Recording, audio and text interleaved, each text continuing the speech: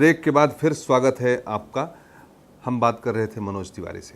मनोज, मैं अक्सर सोचता हूँ आपके बारे में, जब भी आपके या रवि के बारे में, और ख़ास करके आपके बारे में, क्योंकि आप बहुमुखी प्रतिभा के धनी हैं।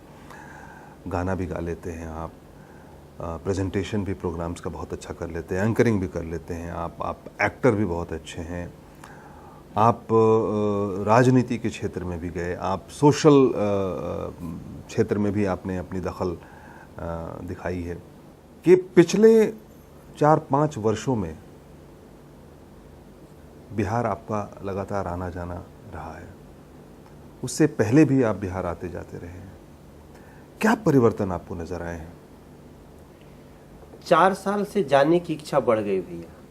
4 साल के पहले जाने की इच्छा नहीं होती थी, एक डर लगता था, और जैसे जैसे सफलता मिलती थी और डर लगता था कि जाने के बाद पता नहीं हम कितने सुरक्षित हैं। लेकिन जब से नीतीश जी की गवर्नमेंट आई और उसके बाद एक एहसास होने लगा कि नहीं, कानून व्यवस्था है, वो कितना मजबूत है ग्राउंड पे उसका मतलब नहीं, लेकिन एक जो मुखिया है उसकी बातों में है, उसके दृढ़ संकल्प में दिखता था, तो निश्चित रूप से अच्छा लगता था। अब जाने की इच्छा बढ़ने लगी।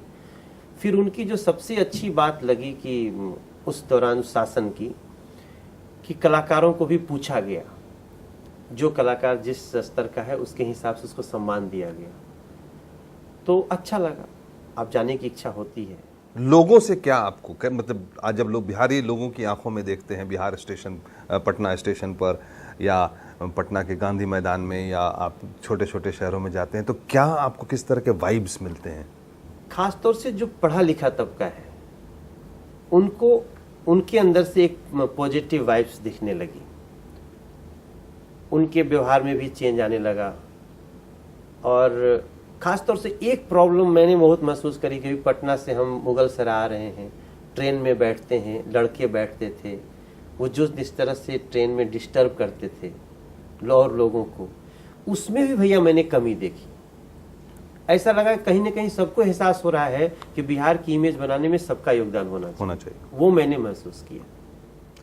एक हमारे इलाके से जो बम्बई लोग आते हैं, और ख़ास करके बम्बई में जिस तरह का संघर्ष, और फिर सफलता का संघर्ष, अपना संघर्ष, अलग संघर्ष है, वो क्या महसूस होता है बम्बई महानगर में आपको, व्यक्ति की रूप में या कलाकार के रूप में?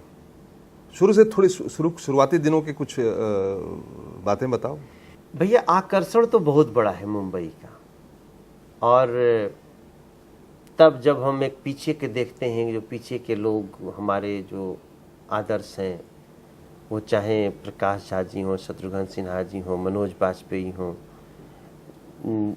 जो विश्वनाथ शाहबादी जी हों, ऐसे लोग जो आए और नाम किया, सुजीत कुमार जी हों, तो ऐसा हम भी बन सकते हैं उस माया नगरी में। क्या मुझे खड़े होने की जगह मिल सकती है?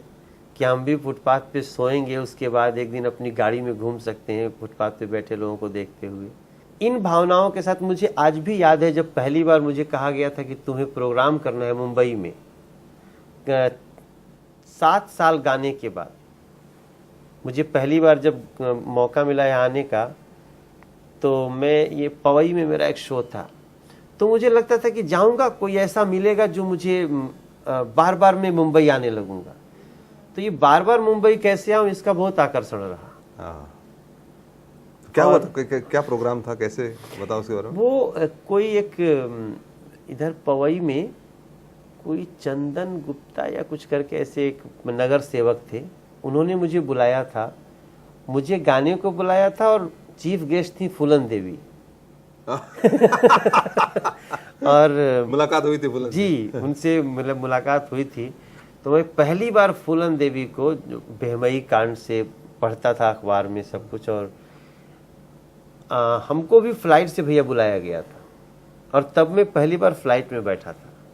वाह। और मेरे एक सीट के बाद बीच में कोई बैठा था, फूलन देवी जी बैठी थी। तो जब हम उतरने वाले थे तब मैंने बताया कि मैं मनोज तिवारी हूँ और आप चीफ गेस्ट हैं वहाँ पे जहाँ मैं गाने जा रहा हूँ। तो उन्होंने अच्छी बात की थी, लेकिन मैं उनको बार बार देखते ही रहता था कि यार ये डर लगता था। वो उस घटना से लेके आज तक बहुत लंबी कहानी भैया। यहाँ पे कैसे आके पता नहीं कब भाग्य उदय हो गया।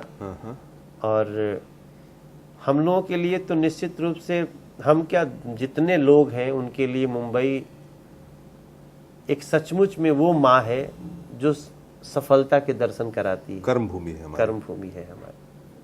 हम लोगों ने जीना यहीं सीखा। जीना यहीं सीखा। और जीवन भले हमको बिहार से मिला, जीना यहीं सीखा। और सांस भले वहां ये बहुत चलती अच्छी है। लाइन है कि जीवन कहीं भी मिला लेकिन जीना हमने यहाँ सीखा।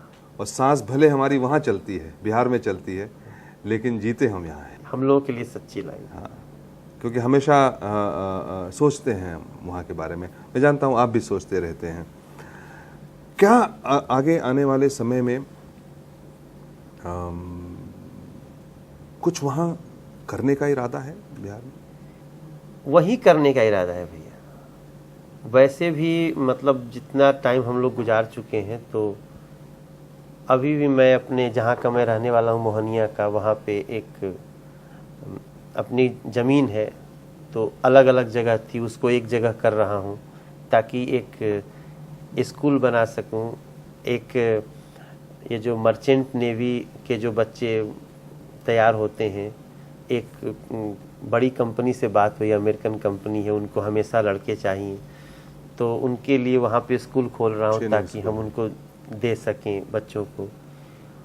और मुझे लगता है कि हमें को नहीं, आपने तो आप एक उदाहरण प्रस्तुत किए हैं। आप सारी दुनिया में अपने को सबको बता के कि हाँ एक प्रकाश झा है, उनकी एक सोच है, आपने तो रास्ता दिखाया ही है, वहाँ काम कर रहे हैं। नहीं, बट सबसे बड़ी अच्छी बात मनोज ने कही कि मोहनिया में अपनी ज़मीनों को इकट्ठा करके एक स्कूल का निर्माण कर रहे हैं, और ऐसे स्कूल का निर्माण कर रहे हैं जहाँ से बच्चे मर्चेंट नेवी में ट्रेन हो करके और दुनिया के अलग अलग कार्गो शिप्स में जो हैं वो उनको नौकरियाँ मिलेंगी और उनको सहारा मिलेगा वहाँ से।